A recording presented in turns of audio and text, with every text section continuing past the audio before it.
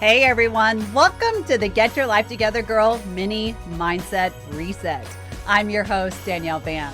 As a cognitive behavioral therapist, a life coach to women, and author, one thing has become abundantly clear. So much of what gets in our way in our daily lives is not only how we think, but what we think, our mindset.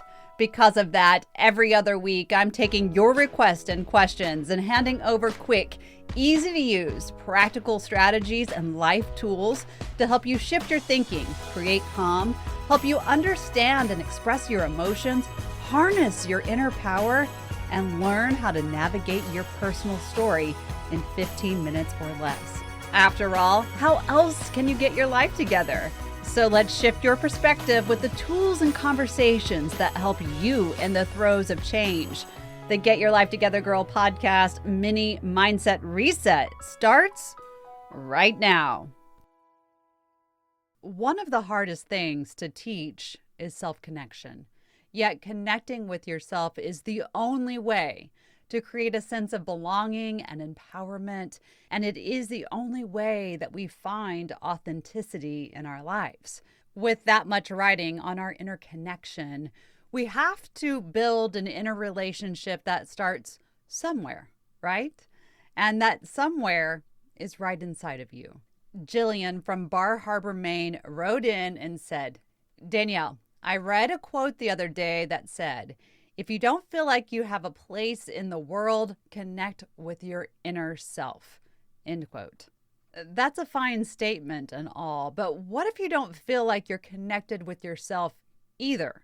Sometimes I feel as if I have been asleep my entire life.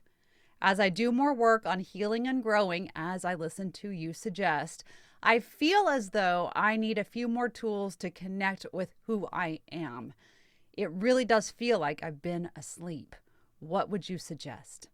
The words, sometimes I feel as if I've been asleep my entire life, are extremely powerful words. They are words that I have heard in numerous alliterations of that sentence.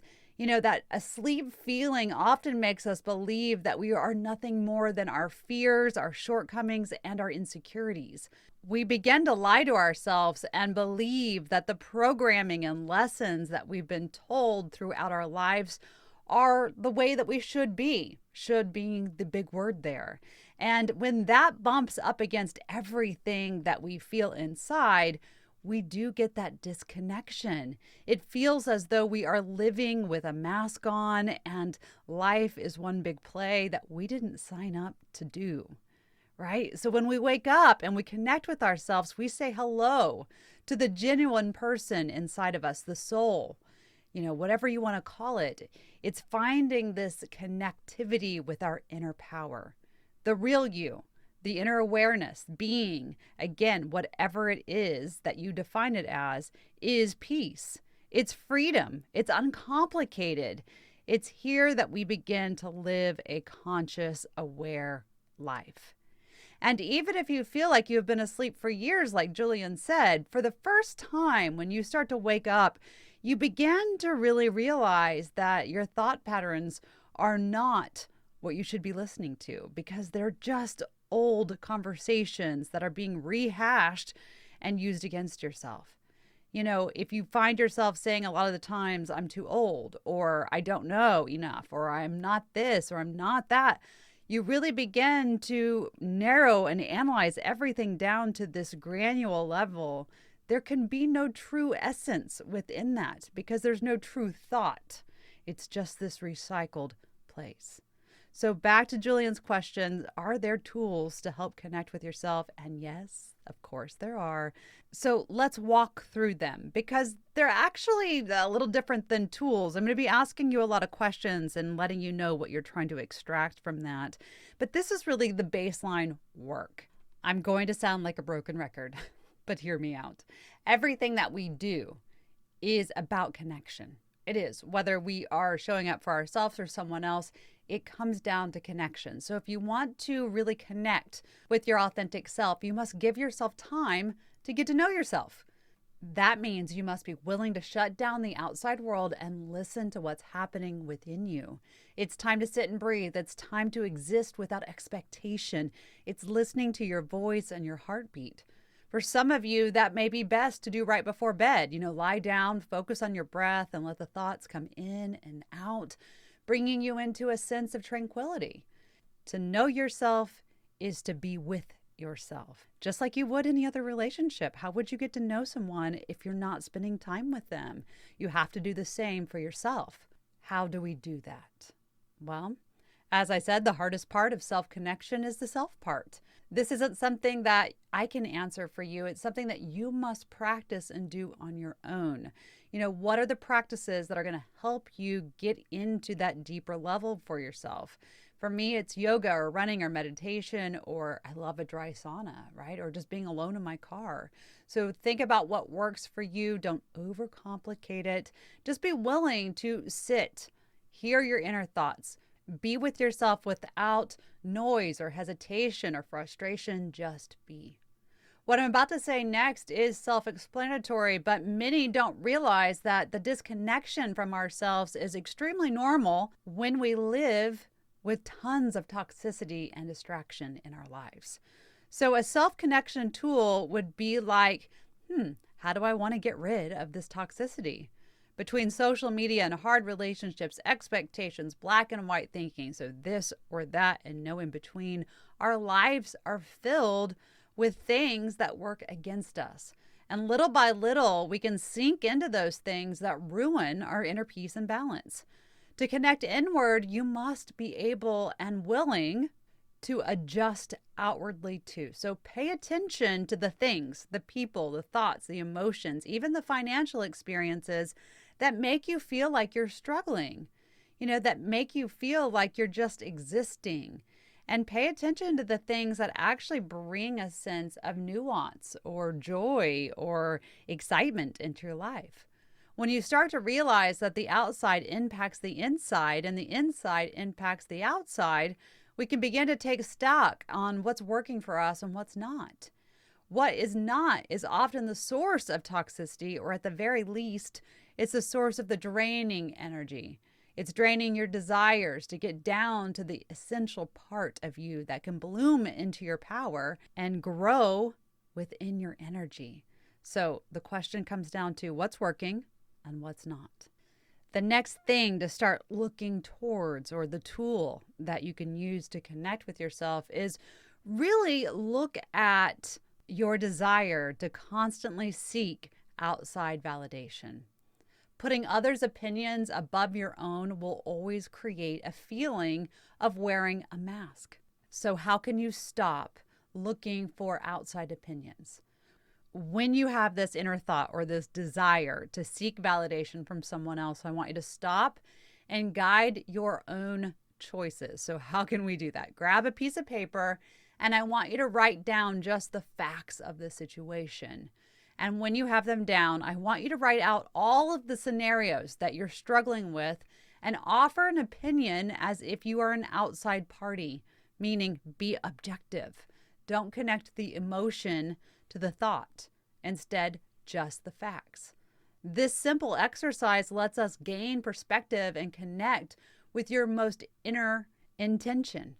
And intention is everything, and it's an excellent base to get to know your inner desires, which of course means connectivity. The next connectivity focus is for you to start living in your originality. There's only one you. Somewhere along the way, most of us are told to not be the fullest expression of ourselves. And so we begin to shield or hide or minimize who we are, and that dulls our inner connection. If we can't live in our fullest expression of our originality, we can't actually feel connected to the self. The mind has a very powerful way of being mechanical if we let it. Your originality can only come when you are living the fullest expression of who you are, not who someone else wants you to be. How can you connect in this way with yourself? Ask yourself this very powerful question. It's one that may take a lot of brain power, and that's okay. Really think it over. And the question is, who am I? If it feels impossible to answer, then ask, who am I for and to others? Do your friends come to you to help them solve problems? Do your friends call you when they need someone to organize a plan really quickly? Do they call you in the depths of their sorrow because they know that you will be there to connect with them? Whatever you come up with, these are pieces of your identity, the pieces that make you unique. They are the natural expression that we show to others without feeling like we have to mask them. And that is your true inner self. That is who you are. Give yourself time to explore that, because that will lead you back inside. Very powerful. The next piece of all of this comes down to choice. One of my favorite quotes is by Buddha, and it is, "Happiness is a choice, not a result." When we engage in things that fill us up, make us smile, make us laugh, that is the best therapy there is. Feeling alive is pure connectivity. Happiness is a choice. When the women I work with struggle with this idea or this concept of choice, I will often change the word to obligation, because it feels more serious and it creates a sense of priority that, is necessary, especially if you're someone who has been disconnected for a long time, or you're someone who lives on high alert because of trauma. Regardless of the word that you select, happiness is an individual responsibility. It's the best way to know what you love within your life. When was the last time you asked, am I happy? What makes me happy? What am I choosing every day that fans the spark within me? Again, happiness is not the result. It is the choice of our actions. While there's so many different ways that we can reconnect with ourselves or find it for the very first time, whether that is meditation or journaling or therapy or, any of these big modalities that actually do help move us, this is the baseline. This is the basic work that has to be done in order to really deeply connect. If you want to go a bit further, though, I want you to sit with yourself. Grab a piece of paper and answer these questions. These are powerful questions that help guide us back home, back to that center. And those questions are, what impact would I like to make on the world? And you can think globally if you want, but I also want you to think about your own private world, inner and outer, with the people that are already existing. What impact do you want to make? What do I feel led to do each day that I have the privilege of waking up for? What is it? What inspires me? From there, ask yourself, what do I want? What do I need? How do I want to feel? How do I want to present myself in this world? What is authenticity?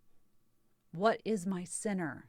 How will I get to all of these places that are within the answers of these last few questions? And then lastly, ask yourself, will I give myself permission to do the work that is necessary to connect with myself? Will I allow myself to be within the pieces that I have uncovered? Big questions, big actions, but this is how we begin the connectivity phase of our lives. This is where we build self-love from. It really all comes back to allowing. Will I allow myself to make the choice to connect with who I am? And then, am I willing to live as that person? I hope this helps you begin your journey to self-connection. Jillian, thank you so much for your question. I hope this gives you all a new insight. And I do challenge each of you to challenge yourself. Who am I? Who am I below the surface? Who am I really? Thank you so much for listening to the Get Your Life Together Girl mini mindset reset. If you have a subject or strategy request, email us at getyourlifetogethergirlnow@gmail.com. Or you can visit our website at getyourlifetogethergirl.com. If you're looking for daily inspiration or tips and tools, join the growing community at Get Your Life Together Girl on Instagram, Facebook, and TikTok. Thank you for being a valuable member of this community. Until next time, be kind to yourself and others.